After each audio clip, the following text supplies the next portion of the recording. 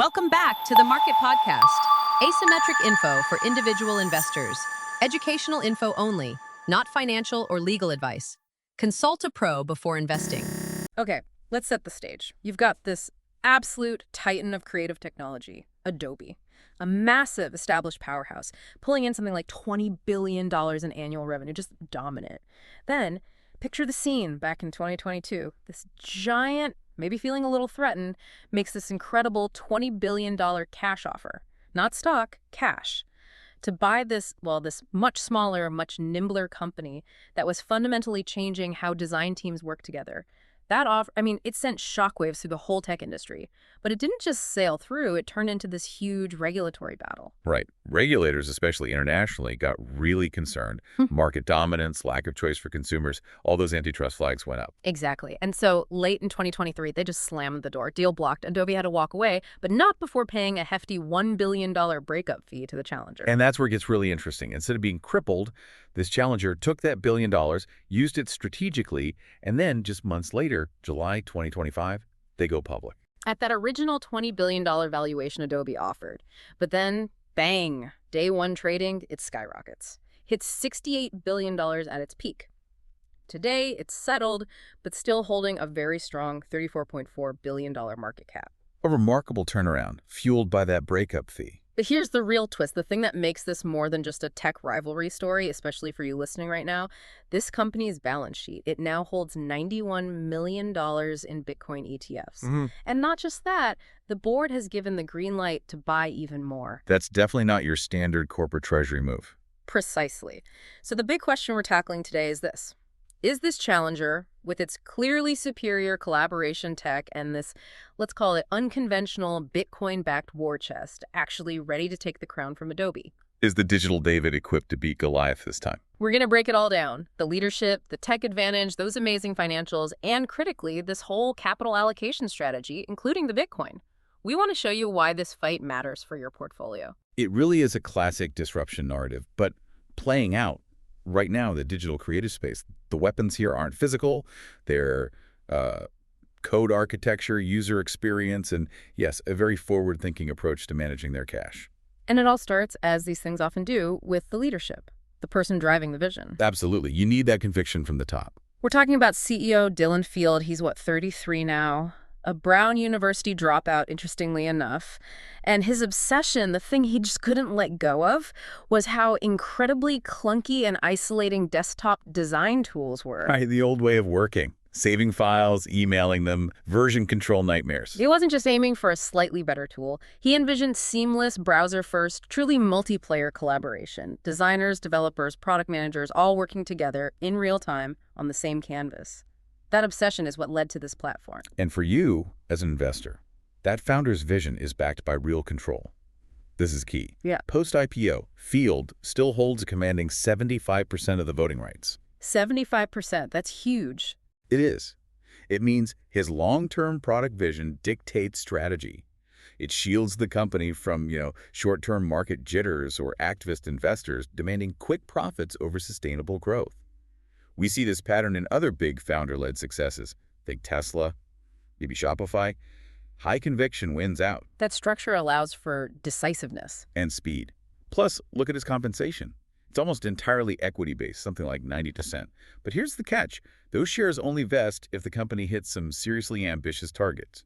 Specifically, maintaining 40% or more in annual revenue growth. Wow, okay. So his personal fortune is directly tied to aggressive expansion, not just coasting. Exactly. His incentives are perfectly aligned with creating long-term shareholder value through growth, not just managing decline or optimizing for quarterly earnings beats. That's the kind of alignment you want to see. Now let's circle back to that $1 billion from Adobe. That wasn't just a windfall they sat on. No, far from it. It was rocket fuel. They immediately put it to work, signaling real conviction in their own future. How so? Where did it go? Straight into the product. They used it to accelerate development, specifically enhancing key areas like dev mode that bridge between design and code, and their collaborative whiteboard tool, FigJam AI. They also funded brand new AI-native features. Like auto prototyping. Exactly. Things like auto prototyping, which sounds technical, but the impact is massive. It allows teams to visualize and test user flows maybe 10 times faster than they could before. It compresses iteration cycles dramatically. So They turned a regulatory block into a product advantage. Precisely. And that direct investment, rather than, say, a big share buyback, had a measurable impact. It massively boosted user retention and expansion. This brings us to a key metric, net dollar retention, or NDR. NDR, explain that quickly. Sure, NDR measures how much more or less your existing customers from 1 year ago are spending with you today. Anything over 100% means they're spending more. Over 120% is generally considered excellent for SaaS companies. And their NDR. It's a stunning 132%. 132%. Yes. It means the average customer cohort is spending 32% more this year than last year. That tells you the product isn't just sticky, it's becoming more valuable and integrated into their customers' workflows over time. They're expanding usage, adding seats, adopting more features. That's incredible organic growth from the existing base. It really speaks to the product's value. But let's talk about the other big allocation decision, the one that really raises eyebrows, the Bitcoin. Right. The $91 million Bitcoin ETF stake. For a company that just went public, that's unconventional, to say the least. Most CFOs would stick to cash, maybe short-term treasuries. So what's the thinking there? Is it just a gamble?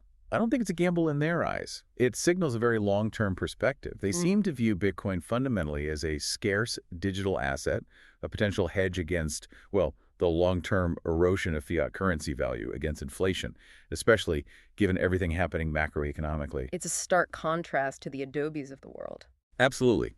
Legacy companies typically hold vast sums in cash or cash equivalents, prioritizing stability and predictability above all else. This challenger is making a calculated bet on asymmetric upside, positioning a small part of their treasury to potentially benefit from monetary shifts that traditional finance often ignores. So it's a signal almost, a statement about future-proofing the balance sheet. It's partly that, yes. A signal of modern financial thinking, of resilience.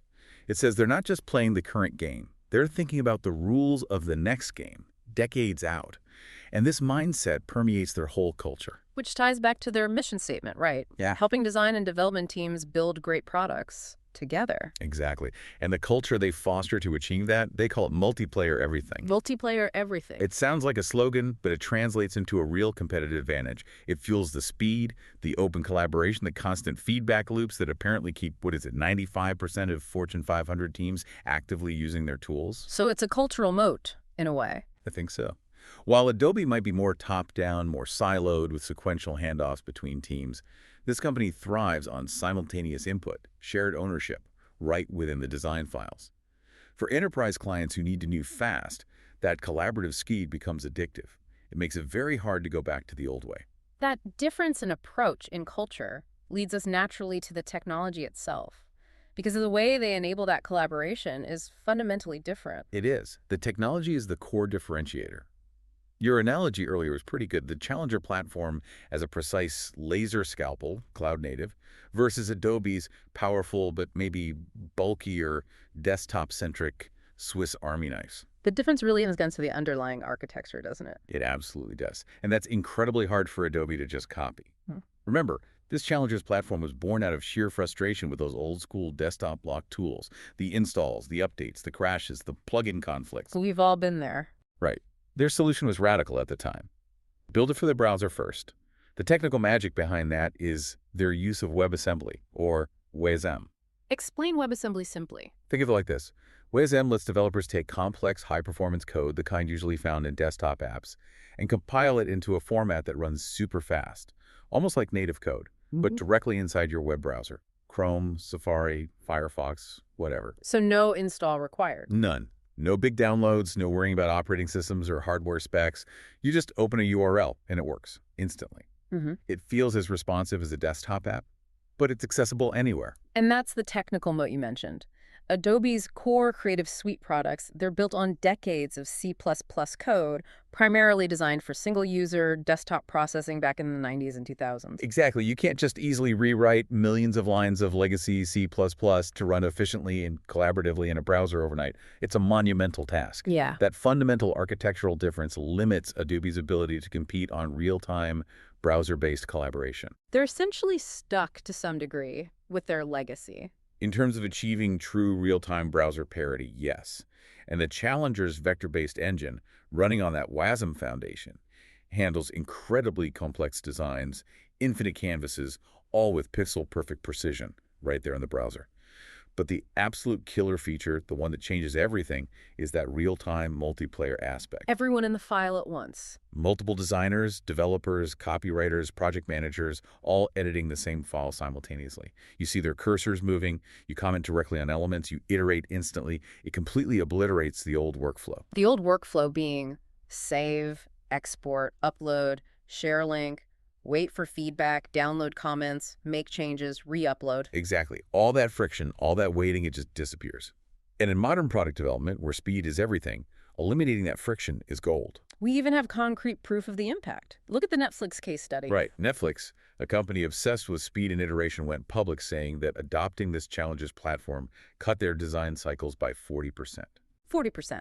Let's just pause on that. If your design process takes 2 weeks, now it takes roughly 1 week. You can test ideas, launch features, fix bugs almost twice as fast. That's a massive competitive edge. It translates directly into faster product improvements, better user experience, and potentially market share gains. Speed wins. And that speed comes from the whole product suite working together, right? It's not just one tool. Correct. It's designed as a cohesive workflow, a flywheel. At the core, you have Figma Design, the main UI/UX tool. That drives the bulk of the revenue, maybe 70%. Okay. Supporting that initial phase, you have FigJam. That's their AI-enhanced digital whiteboard.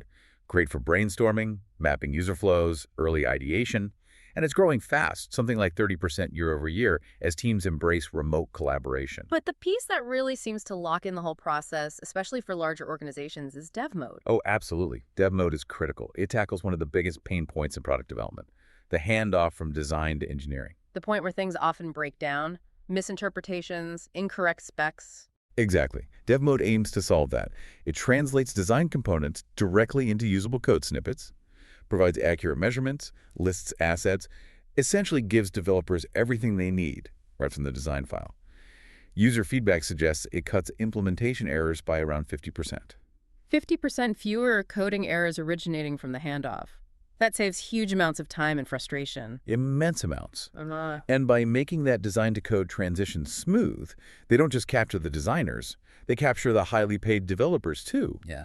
The tool becomes essential for the entire product team, which dramatically increases its value and, crucially, the cost and pain of switching away from it. It broadens their reach within an organization. Exponentially. Yeah. Which leads to their market reach. It's not just for designers anymore. They have, what, 13 million monthly active users? 13 million, yeah. But here's the fascinating part for future growth potential.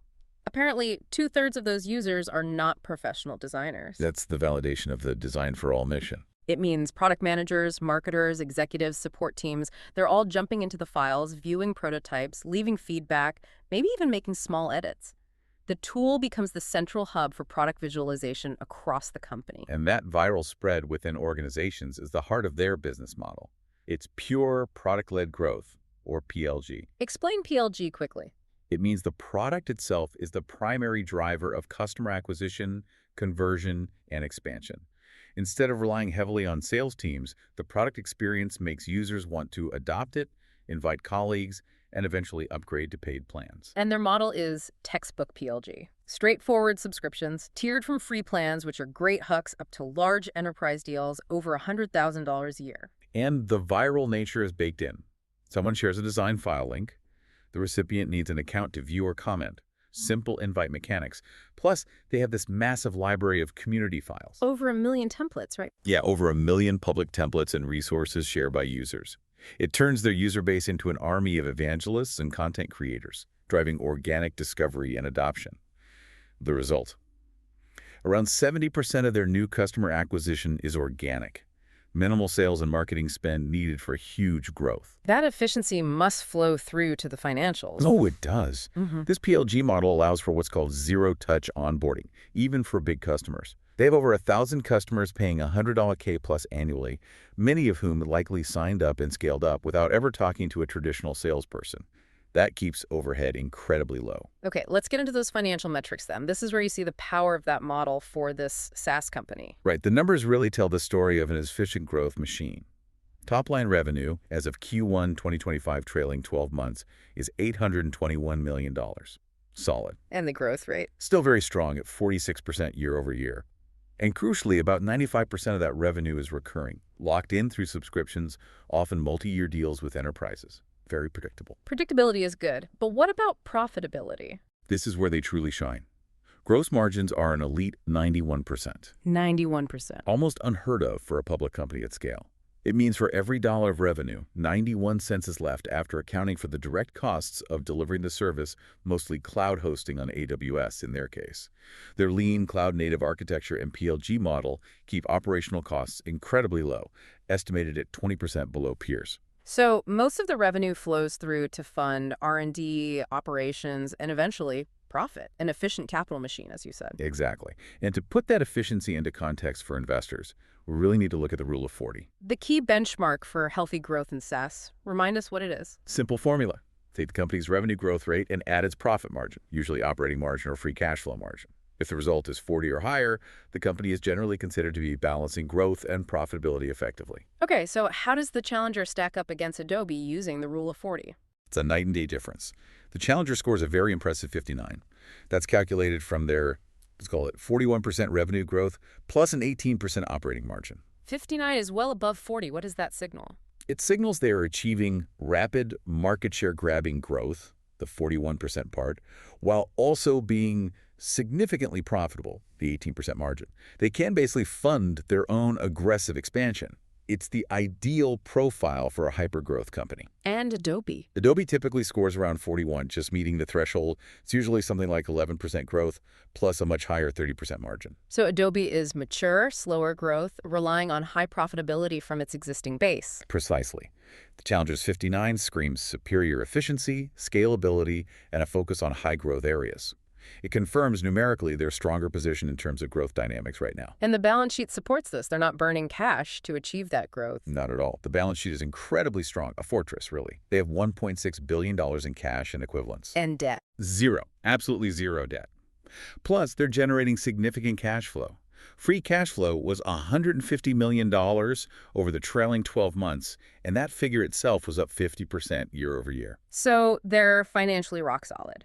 No need to raise capital, completely self-sufficient, ready to invest heavily. Exactly. Agile, debt-free, and perfectly positioned for a long-term strategic battle. Okay, that combination, the differentiated tech, the viral growth model, the stellar financials, creates that competitive moat we talked about. It makes the business very sticky. Extremely sticky. The moat comes from two main things: powerful network effects and very high switching costs. Explain the network effects in this context. It's simple. The more people within a company use the platform, the more valuable it becomes for everyone. Designs are shared instantly, feedback is centralized, developers pull code directly, collaboration friction just melts away.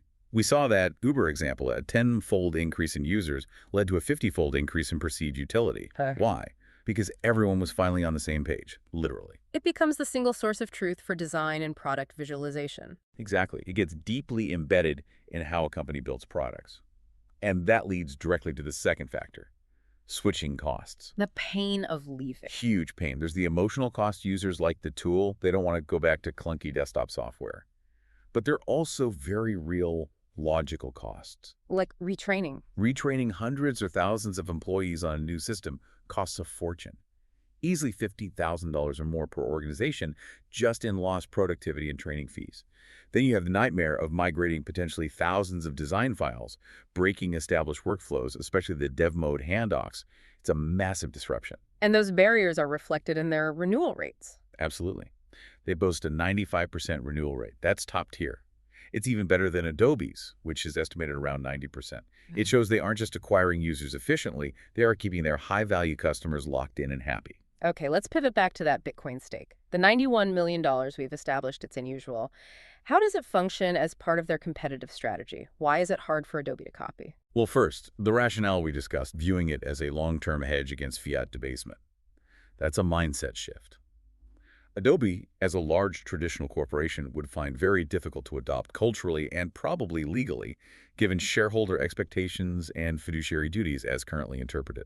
Too much perceived risk for a legacy giant. Likely, yes. Too much career risk for the treasurer or CFO. But for the challenger, it offers potential asymmetric upside. Look at the recent past. That $91 million stake apparently generated a 50% gain relatively quickly.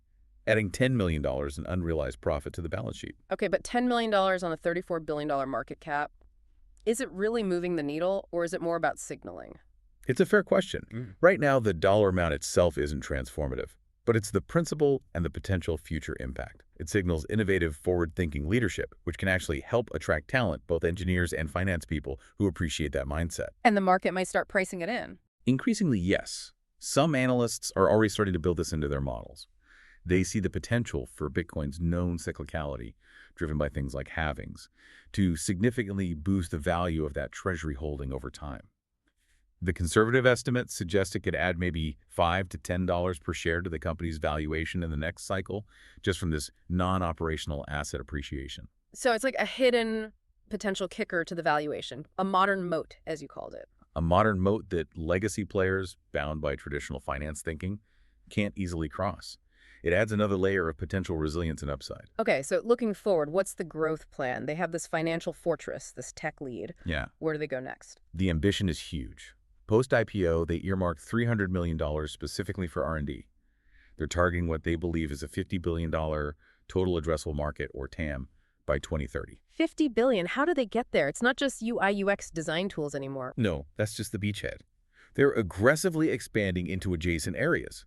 Think full-stack AI development tools, bridging design, code, and AI models.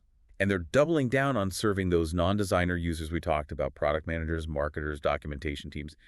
They want to be the central nervous system for how modern companies visualize and build products. A command center for design-led companies. That seems to be the vision. Which brings us inevitably to valuation, because despite all this incredible strength, the stock has been hammered since the IPO. It has. Trading around $70.28 currently. That's roughly 50% down from its peak shortly after going public. The market cap settled around $34.4 billion. What caused that sharp drop? Primarily market reaction to their Q2 earnings report. While still strong, the forward guidance for Q3 suggested growth might dip slightly below that magic 40% mark, maybe to 37%. In today's market, for a high-growth name like this, any hint of deceleration gets severely punished. Perfection was priced in, and they signaled slightly less than perfection. Okay, so let's really dig into the bear case. What are the biggest worries institutional investors have right now that justify that 50% haircut? First, pure valuation concern. Even after the drop, trading at 25 times forward EV to revenue is still very rich. It implies huge growth expectations are still baked in. Any further slowdown could lead to more downside. The market is demanding continued hypergrowth. Risk number one, valuation is still high. What else? Second, the AI substitution threat. We're seeing powerful generative AI tools emerge rapidly. Could these tools eventually automate or commoditize significant parts of the design process that the challenger currently dominates? Think basic UI layout, component generation. It's a real long-term risk. Could AI shrink their core market? It's possible, or at least force them to adapt very quickly. Third, you absolutely cannot ignore Adobe's counterattack. Firefly AI. Yes, exactly. Adobe is integrating its Firefly generative AI capabilities across its Creative Cloud suite. Given Adobe's massive installed base and deep enterprise relationships, Firefly could become a good enough integrated solution that prevents many existing Adobe customers from ever making the switch, effectively capping the challenger's potential penetration in large enterprises. So valuation jitters, AI disruption, and the Adobe counterpunch. Those are the main bear arguments. Those are the steelman concerns, yes. But the overall sentiment among analysts is still more positive than negative, right? Around 65% bullish. What's driving that continued optimism despite the stock drop and these risks? It really comes down to a few core pillars. First, fundamental value. Many independent analysts running discounted cash flow, or DCF, models arrive at an intrinsic value significantly higher than the current price. A common figure is around $95 per share. And how do they get to $95? That usually assumes strong growth continues, maybe starting around 40%, but then realistically tapering down over several years to a more modest terminal growth rate, perhaps 10%. Even with conservative long-term assumptions, the model suggests the current $70 price is undervalued. So belief in the underlying value based on future cash flows. What else? Second, the undeniable quality of the operational metrics. That 46% ARR growth, the 132% NDR, these aren't just numbers. They're proof that the core business is incredibly healthy, the product is deeply valued, and they're still expanding rapidly within their customer base. Plus, their huge R&D investment in AI shows they're actively working to lead the AI transition, not just react to it. They're trying to turn the AI risk into an opportunity. Exactly. And third, we come back to the Bitcoin factor. The bulls see the treasury strategy not just as a quirky side bet, but as a genuine source of modern alpha. It provides a potential cushion and upside that isn't correlated with their core software business. That $5 to $10 per share potential value from the Bitcoin holding helps defend the valuation during market downturns. Okay, so synthesizing all of that, the tech, the financials, the risks, the bull arguments, the current price, what's the conclusion for an individual investor looking at this company right now at around $70? Well, weighing the evidence, the elite metrics, the strong moat, and the valuation models, the probability seems skewed towards a bullish long-term outcome. Let's say maybe an 85% chance things work out well from here. At that $70.28 price, you're getting it at roughly a 25% discount to that calculated $95 intrinsic value. Which provides a margin of safety. Exactly. It provides a buffer against some of those risks and market volatility. The high valuation multiple is arguably justified if they can maintain strong, albeit slightly moderated growth, and continue executing on product innovation. The current dip looks more like an opportunity created by market sentiment rather than a fundamental flaw in the business itself. All right, let's wrap this up. A final summary of this fascinating clash. What we've seen is that this challenger really is the modern digital David taking on the established Goliath, Adobe. Its edge comes from a potent combination: that fundamentally superior collaborative technology enabling incredible speed, remarkable financial strength with those 91% gross margins and zero debt, and this unique, forward-looking Bitcoin treasury strategy acting as a modern hedge. And the key insight for you, the listener, is that the market's reaction to slightly slower growth, that 50% stock price drop, seems to have created a disconnect between the current price and the underlying fundamental strength and long-term potential. The bull case sees significant undervaluation right now. It seems the future of this multi-billion-dollar creative software market won't just be decided by features and code, but potentially also by capital allocation choices. Which leads to a final thought for you to ponder. Bitcoin is programmed for periodic halving events, which historically have correlated with significant price increases due to reduced new supply. If those cycles continue, this company's $91 million stake could conceivably triple or more in value over the next few years, adding potentially hundreds of millions to their balance sheet without them having to do anything operationally. purely from their treasury strategy. Purely from that asymmetric bet. So the question becomes, how long can legacy giants like Adobe rely solely on traditional cash reserves, which are constantly losing value to inflation, before that conservatism stops looking prudent and starts looking like a strategic liability? The winner in this space might be determined not just by product, but by financial foresight. Love this? Drop a like, subscribe, and ring the bell so you never miss a podcast.